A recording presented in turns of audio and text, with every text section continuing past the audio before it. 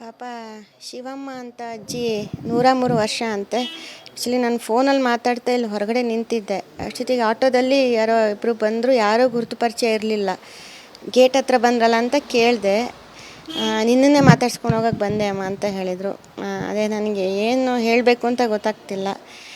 ಅಷ್ಟು ವಯಸ್ಸಾದ ಅಜ್ಜಿ ಅಲ್ಲಿಂದ ಬಂದು ನನಗೆ ಧೈರ್ಯ ತುಂಬ್ತಿರೋದು ತುಂಬ ಸಂತೋಷ ಅನ್ನೋದ ಏನು ನನಗೆ ಗೊತ್ತಾಗ್ತಾ ಇಲ್ಲ. ಆದರೆ ಅವ್ರಿಗೆ ತುಂಬ ಧನ್ಯವಾದ ಹೇಳ್ತೀನಿ. ಆಮೇಲೆ ನಮ್ಮ ಕುಟುಂಬಕ್ಕೆ ಅವ್ರ ಆಶೀರ್ವಾದ ಇರಲಿ ಅಂತ ಕೇಳ್ಕೊಳ್ತೀನಿ. ಪಾಪ ನೀವು ಸಾಕಷ್ಟು ನೋವಲ್ಲಿದ್ದೀರಾ. ಈ ಥರದ ಹಿರಿಯರು ಬಂದು ಧೈರ್ಯ ತುಂಬಿದಾಗ ಎಷ್ಟೋ ಒಂದು ಸಮಾಧಾನ ಆಗುತ್ತೆ. ಅದೇ ನನ್ನ ಜೊತೆ ಈಗ ನನಗೆ ಯಾರೂ ಇಲ್ಲ ಅಂತ ಅನಿಸೋ ಒಂದು ಇದಕ್ಕೆ ಯಾರೂ ಬಿಡ್ತಾ ಇಲ್ಲ, ಎಲ್ಲರೂ ಬಂದು ಧೈರ್ಯ ತುಂಬ್ತಾ ಇದ್ದಾರೆ. ಇದನ್ನು ನೋಡಿ ನನಗೆ ನಿಜವಾಗ್ಲೂ ಏನು ಹೇಳೋದು ಅನ್ನೋದೇ ತಿಳಿತಾ ಇಲ್ಲ. ಧನ್ಯವಾದಗಳು ತಿಳಿಸ್ತಾ ಇದ್ದೀನಿ. ಅಜ್ಜಿ ಹಿಂದೆ ಏನಾದರೂ ಪರಿಚಯ ಏನಾದರೂ ಇತ್ತಾ ಅಥವಾ ನಿಮ್ಮ ಸಂಬಂಧ ಏನಾದರೂ? ಇಲ್ಲ, ನನಗೆ ಇವತ್ತೇ ನೋಡಿದ್ದು. ಅವ್ರಿಗೆ ವಿಚಾರ ತಿಳಿದು 2 ದಿನದಿಂದ ಬರಬೇಕು ಅಂತ ಅಂದ್ಕೊಂಡಿದ್ರಂತೆ. ಇವತ್ತು ಬಂದಿದ್ದಾರೆ. ನೋವಲ್ಲಿ ಎಷ್ಟೋ ಒಂಥರ ಈ ಥರದ ಸಮಾಧಾನ ಎಷ್ಟೋ ಸಮಾಧಾನ ಅನಿಸಿದೆ. ಯಾಕಂದರೆ ಯಾರು ಏನು ಅಂತಲೇ ಸಂಬಂಧನೇ ಇಲ್ಲ ನಮಗೆ. ನಮ್ಮ ಸ್ನೇಹಿತರು ಇವರು ಬಳಗದವರು ಯಾರೂ ಅಲ್ಲ. ಟಿ ವಿಯಲ್ಲಿ ವಿಚಾರ ನೋಡಿ ಇಲ್ಲ ಹೆಣ್ಮಗಳನ್ನ ಮಾತಾಡಿಸ್ಬೇಕು ಅಂತ ಅವ್ರ ಮಗನಿಗೆ ಹೇಳಿ ಅಷ್ಟು ವಯಸ್ಸಾದವರು ಬಸ್ಸಲ್ಲಿ ಟ್ರಾವೆಲ್ ಮಾಡ್ಕೊಂಡು ಬಂದಿದ್ದಾರೆ. ಹೀಗಾಗಿ ಅಜ್ಜಿ ಆಶೀರ್ವಾದ ನಮ್ಮ ಮೇಲೆ, ನಮ್ಮ ಕುಟುಂಬದ ಮೇಲೆ ಯಾವಾಗಲೂ ಹೀಗೆ ಇರಲಿ ಅಂತ ಕೇಳ್ಕೊಳ್ತೀನಿ. NIA ಇಲ್ಲ, ಇನ್ನೂ ಬಂದಿಲ್ಲ. ಬರ್ತೀವಿ ಅಂತ ಹೇಳಿದರು ನಿನ್ನೆ, ಬಟ್ ಬಂದಿಲ್ಲ. ಇವತ್ತೇನು ಯಾವುದೂ ಕಾಲ್ ಇಲ್ಲ. ಈಗ ಧರ್ಮಕೀಳ ವಿಚಾರದಲ್ಲಿ ಸಾಕಷ್ಟು ಚರ್ಚೆ ಮತ್ತೆ ಅಂದರೆ ಈಗ ಅಲ್ಲಿ ಹಿಂದಿನ ಅಂತ ಹೇಳಿ ಫೈಲ್ ಮಾಡಿದ್ದು ಅದು ಸಾಕಷ್ಟು ಚರ್ಚೆ ಆಗ್ತಾ ಇದೆ. ಆ ಥರ ಇಲ್ಲ ಅನ್ನೋದು ಕೆಲವು ಕಾಂಗ್ರೆಸ್ನವರು, ಸೆಂಟ್ರಲ್ ಗೌರ್ಮೆಂಟ್ನವರು ಈ ಥರ ಹೇಳಿ ಅಂತ ಹೇಳ್ತಾ ಇದ್ದಾರೆ ಅಂತ ಹೇಳಿ. ಯಾರು ಏನು ಹೇಳ್ಸೋದು ಅಂತ ಅದು ಯಾರ್ಯಾರು ಏನು ಮಾತಾಡ್ತಾರೋ ಅದು ಅವ್ರಿಗೆ ಬಿಟ್ಟಿದ್ದು. ಯಾಕಂದರೆ ನಾವು ಏನು ಸಫರ್ ಪಟ್ಟಿದ್ದೀವಿ ಅಲ್ಲಿ, ಆ ಭಯಾನಕ ಇದನ್ನು ನಾವು ಸಫರ್ ಪಟ್ಟವ್ರಿಗೆ ಗೊತ್ತು. ಬೇರೆ ಯಾರೇನು ಹೇಳಿದ್ರು ಅದು ನಮಗೆ ಕಮೆಂಟ್ ನಮಗೆ ತಾಗೋದು ಇಲ್ಲ. ಅದು ಅವರು ವಿವೇಚನೆಗೆ ಬಿಟ್ಟಿದ್ದು. ಅವ್ರು ಇಷ್ಟ ಬಂದಂಗೆ ಮಾತಾಡಲಿ. ಅದಕ್ಕೆ ನಾವು ಫ್ಯಾಮಿಲೀಸವ್ರು ನಾವು ಏನೇನು ಅನುಭವಿಸಿದ್ದೀವಲ್ಲ, ಅದು ಅನುಭವಿಸೋದನ್ನು ಹೇಳಿದ್ದೀವಿ. ಅದರಿಂದ ನಮಗೇನು ಯಾವುದೇ ಲಾಭ ಇಲ್ಲ, ಯಾವುದೇ ಇಲ್ಲ, ನಮಗೆ ನಷ್ಟನೇ ಆಗಿರೋದು. ನಮ್ಮ ಪ್ರೀತಿ ಪಾತ್ರರು ನಾವು ಕಳ್ಕೊಂಡಿದ್ದೀವಿ. ಅವ್ರು ಹೇಳೋರು ಹೇಳ್ಕೊತಾರೆ, ಅದು ಅವ್ರವ್ರ ವಿವೇಚನೆಗೆ ಬಿಟ್ಟಿದೆ ಅಷ್ಟೆ. ಹೇಳಿರೋದು ನಿಜ ಆಗುತ್ತೆ. ನಮಗೆ ಇದು ಮಾಡೋತ್ತಿಗೆ ನನ್ನ ಹತ್ರ ಬಂದು ಹೇಳಿಲ್ಲ. ಇದು ನಾನು ಮುಂಚಿಂದನೂ ಹೇಳ್ತಿದ್ದೀನಿ. ಬಟ್ ಬೇರೆಯವರಿಗೆ ಕೇಳಿ ಹೇಳಿದ್ದು ಹೌದಂತೆ. ನಾವೆಲ್ಲ ಒಟ್ಟಿಗೆ ಒಂದೇ ಹೋಟೆಲಲ್ಲಿದ್ದಾಗ ಒಬ್ರಿಗೊಬ್ಬರು ಮಾತಾಡ್ಕೊಳ್ಬೇಕಾದ್ರೆ ಈ ಥರ ಹೇಳಿದ್ದು ಹೌದು, ಕೇಳಿನೇ ಇದು ಮಾಡಿರೋದು ಅಂತ ಹೇಳಿದ್ದು ಹೌದು. ಪಾಪ ಶಿವಮ್ಮ ಅಂತ ಅಜ್ಜಿ 103 ವರ್ಷ ಅಂತೆ. ಆ್ಯಕ್ಚುಲಿ ನಾನು ಫೋನಲ್ಲಿ ಮಾತಾಡ್ತಾ ಇಲ್ಲಿ ಹೊರಗಡೆ ನಿಂತಿದ್ದೆ. ಅಷ್ಟೊತ್ತಿಗೆ ಆಟೋದಲ್ಲಿ ಯಾರೋ ಇಬ್ಬರು ಬಂದರು, ಯಾರೋ ಗುರುತು ಪರಿಚಯ ಇರಲಿಲ್ಲ. ಗೇಟ್ ಹತ್ರ ಬಂದ್ರಲ್ಲ ಅಂತ ಕೇಳಿದೆ. ನಿನ್ನನ್ನೇ ಮಾತಾಡ್ಸ್ಕೊಂಡು ಹೋಗೋಕ್ಕೆ ಬಂದೆ ಅಮ್ಮ ಅಂತ ಹೇಳಿದರು. ಅದೇ ನನಗೆ ಏನು ಹೇಳಬೇಕು ಅಂತ ಗೊತ್ತಾಗ್ತಿಲ್ಲ. ಅಷ್ಟು ವಯಸ್ಸಾದ ಅಜ್ಜಿ ಅಲ್ಲಿಂದ ಬಂದು ನನಗೆ ಧೈರ್ಯ ತುಂಬ್ತಿರೋದು ತುಂಬ ಸಂತೋಷ ಅನ್ನೋದ ಏನು ನನಗೆ ಗೊತ್ತಾಗ್ತಾ ಇಲ್ಲ. ಆದರೆ ಅವ್ರಿಗೆ ತುಂಬ ಧನ್ಯವಾದ ಹೇಳ್ತೀನಿ. ಆಮೇಲೆ ನಮ್ಮ ಕುಟುಂಬಕ್ಕೆ ಅವ್ರ ಆಶೀರ್ವಾದ ಇರಲಿ ಅಂತ ಕೇಳ್ಕೊಳ್ತೀನಿ. ಪಾಪ ನೀವು ಸಾಕಷ್ಟು ನೋವಲ್ಲಿದ್ದೀರಾ.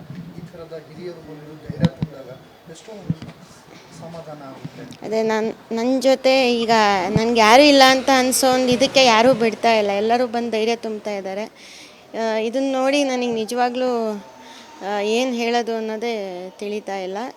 ಧನ್ಯವಾದಗಳು ತಿಳಿಸ್ತಾ ಇದ್ದೀನಿ. ಅಜ್ಜಿ ಹಿಂದೆ ಏನಾದರೂ ಪರಿಚಯ ಏನಾದರೂ ಇತ್ತಾ ಅಥವಾ ನಿಮ್ಮ ಸಂಬಂಧ ಏನಾದರೂ? ಇಲ್ಲ, ನನಗೆ ಇವತ್ತೇ ನೋಡಿದ್ದು. ಅವ್ರಿಗೆ ವಿಚಾರ ತಿಳಿದು 2 ದಿನದಿಂದ ಬರಬೇಕು ಅಂತ ಅಂದ್ಕೊಂಡಿದ್ರಂತೆ. ಇವತ್ತು ಬಂದಿದ್ದಾರೆ.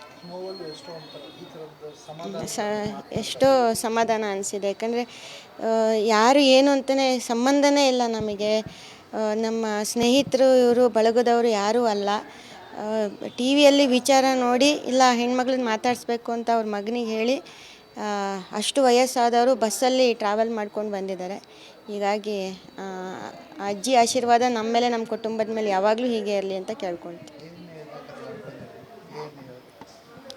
NIA ಇಲ್ಲ, ಇನ್ನೂ ಬಂದಿಲ್ಲ. ಬರ್ತೀವಿ ಅಂತ ಹೇಳಿದರು ನಿನ್ನೆ, ಬಟ್ ಬಂದಿಲ್ಲ. ಇವತ್ತೇನು ಯಾವುದೂ ಕಾಲ್ ಇಲ್ಲ.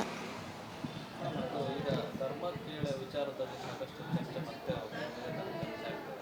ಅಂದರೆ ಈಗ ಅಲ್ಲಿ ಹಿಂದಿನ ಅಂತ ಹೇಳಿ ಫೈಲ್ ಮಾಡಿದ್ದು ಅದು ಸಾಕಷ್ಟು ಚರ್ಚೆ ಆಗ್ತಾ ಇದೆ. ಆ ಥರ ಇಲ್ಲ ಅನ್ನೋದು ಕೆಲವು ಕಾಂಗ್ರೆಸ್ನವರು, ಈ ಸೆಂಟ್ರಲ್ ಗೌರ್ಮೆಂಟ್ನವರು ಈ ಥರ ಹೇಳಿ ಅಂತ ಹೇಳ್ತಾ ಇದ್ದಾರೆ ಅಂತ ಹೇಳಿ ಯಾರು ಏನು ಹೇಳ್ಸೋದು ಅಂತ ಅದು ಯಾರ್ಯಾರು ಏನು ಮಾತಾಡ್ತಾರೋ ಅದು ಅವ್ರಿಗೆ ಬಿಟ್ಟಿದ್ದು. ಯಾಕಂದರೆ ನಾವು ಏನು ಸಫರ್ ಪಟ್ಟಿದ್ದೀವಿ ಅಲ್ಲಿ ಆ ಭಯಾನಕ ಇದನ್ನು ನಾವು ಸಫರ್ ಪಟ್ಟವ್ರಿಗೆ ಗೊತ್ತು. ಬೇರೆ ಯಾರೇನು ಹೇಳಿದ್ರು ಅದು ನಮಗೆ ಕಮೆಂಟ್ ನಮಗೆ ತಾಗೋದು ಇಲ್ಲ. ಅದು ಅವರು ವಿವೇಚನೆಗೆ ಬಿಟ್ಟಿದ್ದು. ಅವ್ರು ಇಷ್ಟ ಬಂದಂಗೆ ಮಾತಾಡಲಿ. ಅದಕ್ಕೆ ನಾವು ಫ್ಯಾಮಿಲೀಸವ್ರು ನಾವೇನೇನು ಅನುಭವಿಸಿದ್ದೀವಲ್ಲ ಅದು ಅನುಭವಿಸೋದನ್ನು ಹೇಳಿದ್ದೀವಿ. ಅದರಿಂದ ನಮಗೇನು ಯಾವುದೇ ಲಾಭ ಇಲ್ಲ, ಯಾವುದೇ ಇಲ್ಲ, ನಮಗೆ ನಷ್ಟನೇ ಆಗಿರೋದು. ನಮ್ಮ ಪ್ರೀತಿ ಪಾತ್ರರು ನಾವು ಕಳ್ಕೊಂಡಿದ್ದೀವಿ. ಅವ್ರು ಹೇಳೋರು ಹೇಳ್ಕೊತಾರೆ, ಅದು ಅವ್ರವ್ರ ವಿವೇಚನೆಗೆ ಬಿಟ್ಟಿದೆ ಅಷ್ಟೆ. ಹೇಳಿರೋದು ನಿಜ ಅಲ್ವಾ? ನಮಗೆ ಇದು ಮಾಡೋತ್ತಿಗೆ ನನ್ನ ಹತ್ರ ಬಂದು ಹೇಳಿಲ್ಲ. ಇದು ನಾನು ಮುಂಚಿಂದನೂ ಹೇಳ್ತಿದ್ದೀನಿ. ಬಟ್ ಬೇರೆಯವರಿಗೆ ಕೇಳಿ ಹೇಳಿದ್ದು ಹೌದಂತೆ. ನಾವೆಲ್ಲ ಒಟ್ಟಿಗೆ ಒಂದೇ ಹೋಟೆಲಲ್ಲಿದ್ದಾಗ ಒಬ್ರಿಗೊಬ್ರು ಮಾತಾಡ್ಕೊಳ್ಬೇಕಾದ್ರೆ ಈ ಥರ ಹೇಳಿದ್ದು ಹೌದು. ಕೇಳಿನೇ ಇದು ಮಾಡಿರೋದು ಅಂತ ಹೇಳಿದ್ದು ಹೌದು. ಪಾಪ ಶಿವಮ್ಮ ಅಂತ ಅಜ್ಜಿ 103 ವರ್ಷ ಅಂತೆ. ಆ್ಯಕ್ಚುಲಿ ನಾನು ಫೋನಲ್ಲಿ ಮಾತಾಡ್ತಾ ಇಲ್ಲಿ ಹೊರಗಡೆ ನಿಂತಿದ್ದೆ. ಅಷ್ಟೊತ್ತಿಗೆ ಆಟೋದಲ್ಲಿ ಯಾರೋ ಇಬ್ಬರು ಬಂದರು. ಯಾರೂ ಗುರುತು ಪರಿಚಯ ಇರಲಿಲ್ಲ. ಗೇಟ್ ಹತ್ರ ಬಂದ್ರಲ್ಲ ಅಂತ ಕೇಳಿದೆ. ನಿನ್ನನ್ನೇ ಮಾತಾಡ್ಸ್ಕೊಂಡು ಹೋಗೋಕ್ಕೆ ಬಂದೆ ಅಮ್ಮ ಅಂತ ಹೇಳಿದರು. ಅದೇ ನನಗೆ ಏನು ಹೇಳಬೇಕು ಅಂತ ಗೊತ್ತಾಗ್ತಿಲ್ಲ. ಅಷ್ಟು ವಯಸ್ಸಾದ ಅಜ್ಜಿ ಅಲ್ಲಿಂದ ಬಂದು ನನಗೆ ಧೈರ್ಯ ತುಂಬ್ತಿರೋದು ತುಂಬ ಸಂತೋಷ ಅನ್ನೋದು ಏನು ನನಗೆ ಗೊತ್ತಾಗ್ತಾ ಇಲ್ಲ. ಆದರೆ ಅವ್ರಿಗೆ ತುಂಬ ಧನ್ಯವಾದ ಹೇಳ್ತೀನಿ. ಆಮೇಲೆ ನಮ್ಮ ಕುಟುಂಬಕ್ಕೆ ಅವ್ರ ಆಶೀರ್ವಾದ ಇರಲಿ ಅಂತ ಕೇಳ್ಕೊಳ್ತೀನಿ. ಪಾಪ ನೀವು ಸಾಕಷ್ಟು ನೋವಲ್ಲಿದ್ದೀರಾ. ಈ ಥರದ ಹಿರಿಯರು ಬಂದು ಧೈರ್ಯ ತುಂಬಿದಾಗ ಎಷ್ಟೋ ಸಮಾಧಾನ ಆಗುತ್ತೆ. ಅದೇ ನನ್ನ ಜೊತೆ ಈಗ ನನಗೆ ಯಾರೂ ಇಲ್ಲ ಅಂತ ಅನಿಸೋ ಒಂದು ಇದಕ್ಕೆ ಯಾರೂ ಬಿಡ್ತಾ ಇಲ್ಲ. ಎಲ್ಲರೂ ಬಂದು ಧೈರ್ಯ ತುಂಬ್ತಾ ಇದ್ದಾರೆ. ಇದನ್ನು ನೋಡಿ ನನಗೆ ನಿಜವಾಗ್ಲೂ ಏನು ಹೇಳೋದು ಅನ್ನೋದೇ ತಿಳಿತಾ ಇಲ್ಲ. ಧನ್ಯವಾದಗಳು ತಿಳಿಸ್ತಾ ಇದ್ದೀನಿ. ಅಜ್ಜಿ ಹಿಂದೆ ಏನಾದರೂ ಪರಿಚಯ ಏನಾದರೂ ಇತ್ತು ಅಥವಾ ನಿಮ್ಮ ಸಂಬಂಧ ಏನಾದರೂ? ಇಲ್ಲ, ನನಗೆ ಇವತ್ತೇ ನೋಡಿದ್ದು. ಅವ್ರಿಗೆ ವಿಚಾರ ತಿಳಿದು 2 ದಿನದಿಂದ ಬರಬೇಕು ಅಂತ ಅಂದ್ಕೊಂಡಿದ್ರಂತೆ. ಇವತ್ತು ಬಂದಿದ್ದಾರೆ. ನೋವಲ್ಲಿ ಎಷ್ಟೋ ಒಂಥರ ಈ ಥರದ ಸಮಾಧಾನ ಎಷ್ಟೋ ಸಮಾಧಾನ ಅನಿಸಿದೆ. ಯಾಕಂದರೆ ಯಾರು ಏನು ಅಂತಲೇ ಸಂಬಂಧನೇ ಇಲ್ಲ ನಮಗೆ. ನಮ್ಮ ಸ್ನೇಹಿತರು ಇವರು ಬಳಗದವರು ಯಾರೂ ಅಲ್ಲ. ಟಿ ವಿಯಲ್ಲಿ ವಿಚಾರ ನೋಡಿ ಇಲ್ಲ ಹೆಣ್ಮಗಳನ್ನ ಮಾತಾಡಿಸ್ಬೇಕು ಅಂತ ಅವ್ರ ಮಗನಿಗೆ ಹೇಳಿ ಅಷ್ಟು ವಯಸ್ಸಾದವರು ಬಸ್ಸಲ್ಲಿ ಟ್ರಾವೆಲ್ ಮಾಡ್ಕೊಂಡು ಬಂದಿದ್ದಾರೆ. ಹೀಗಾಗಿ ಅಜ್ಜಿ ಆಶೀರ್ವಾದ ನಮ್ಮ ಮೇಲೆ, ನಮ್ಮ ಕುಟುಂಬದ ಮೇಲೆ ಯಾವಾಗಲೂ ಹೀಗೆ ಇರಲಿ ಅಂತ ಕೇಳ್ಕೊಳ್ತೀನಿ. NIA ಇಲ್ಲ, ಇನ್ನೂ ಬಂದಿಲ್ಲ. ಬರ್ತೀವಿ ಅಂತ ಹೇಳಿದರು ನಿನ್ನೆ, ಬಟ್ ಬಂದಿಲ್ಲ. ಇವತ್ತೇನು ಯಾವುದೂ ಕಾಲ್ ಇಲ್ಲ. ಈಗ ಧರ್ಮಕೀಳ ವಿಚಾರದಲ್ಲಿ ಸಾಕಷ್ಟು ಚರ್ಚೆ ಮತ್ತೆ ಅಂದರೆ ಈಗ ಅಲ್ಲಿ ಹಿಂದಿನ ಅಂತ ಕೇಳಿ ಫೈಲ್ ಮಾಡಿತ್ತು, ಅದು ಸಾಕಷ್ಟು ಚರ್ಚೆ ಆಗ್ತಾ ಇದೆ. ಆ ಥರ ಇಲ್ಲ ಅನ್ನೋದು ಕೆಲವು ಕಾಂಗ್ರೆಸ್ನವರು. ಸೆಂಟ್ರಲ್ ಗೌರ್ಮೆಂಟ್ನವರು ಈ ಥರ ಹೇಳಿ ಅಂತ ಹೇಳ್ತಾ ಇದ್ದಾರೆ ಅಂತ ಹೇಳಿ ಯಾರು ಏನು ಹೇಳ್ಸೋದು ಅಂತ ಅದು ಯಾರ್ಯಾರು ಏನು ಮಾತಾಡ್ತಾರೋ ಅದು ಅವ್ರಿಗೆ ಬಿಟ್ಟಿದ್ದು. ಯಾಕಂದರೆ ನಾವು ಏನು ಸಫರ್ ಪಟ್ಟಿದ್ದೀವಿ ಅಲ್ಲಿ ಆ ಭಯಾನಕ ಇದನ್ನು ನಾವು ಸಫರ್ ಪಟ್ಟವ್ರಿಗೆ ಗೊತ್ತು. ಬೇರೆ ಯಾರೇನು ಹೇಳಿದ್ರು ಅದು ನಮಗೆ ಕಮೆಂಟ್ ನಮಗೆ ತಾಗೋದು ಇಲ್ಲ. ಅದು ಅವರು ವಿವೇಚನೆಗೆ ಬಿಟ್ಟಿದ್ದು. ಅವ್ರು ಇಷ್ಟ ಬಂದಂಗೆ ಮಾತಾಡಲಿ. ಅದಕ್ಕೆ ನಾವು ಫ್ಯಾಮಿಲೀಸವ್ರು ನಾವೇನೇನು ಅನುಭವಿಸಿದ್ದೀವಲ್ಲ ಅದು ಅನುಭವಿಸೋದನ್ನು ಹೇಳಿದ್ದೀವಿ. ಅದರಿಂದ ನಮಗೇನು ಯಾವುದೇ ಲಾಭ ಇಲ್ಲ, ಯಾವುದೇ ಇಲ್ಲ, ನಮಗೆ ನಷ್ಟನೇ ಆಗಿರೋದು. ನಮ್ಮ ಪ್ರೀತಿ ಪಾತ್ರರು ನಾವು ಕಳ್ಕೊಂಡಿದ್ದೀವಿ. ಅವ್ರು ಹೇಳೋರು ಹೇಳ್ಕೊತಾರೆ, ಅದು ಅವ್ರವ್ರ ವಿವೇಚನೆಗೆ ಬಿಟ್ಟಿದೆ ಅಷ್ಟೆ. ಹೇಳಿರೋದು ನಿಜ ಅಲ್ವಾ? ನಮಗೆ ಇದು ಮಾಡೋತ್ತಿಗೆ ನನ್ನ ಹತ್ರ ಬಂದು ಹೇಳಿಲ್ಲ. ಇದು ನಾನು ಮುಂಚಿಂದನೂ ಹೇಳ್ತಿದ್ದೀನಿ. ಬಟ್ ಬೇರೆಯವರಿಗೆ ಕೇಳಿ ಹೇಳಿದ್ದು ಹೌದಂತೆ. ನಾವೆಲ್ಲ ಒಟ್ಟಿಗೆ ಒಂದೇ ಹೋಟೆಲಲ್ಲಿದ್ದಾಗ ಒಬ್ರಿಗೊಬ್ರು ಮಾತಾಡ್ಕೊಳ್ಬೇಕಾದ್ರೆ ಈ ಥರ ಹೇಳಿದ್ದು ಹೌದು. ಕೇಳಿನೇ ಇದು ಮಾಡಿರೋದು ಅಂತ ಹೇಳಿದ್ದು ಹೌದು.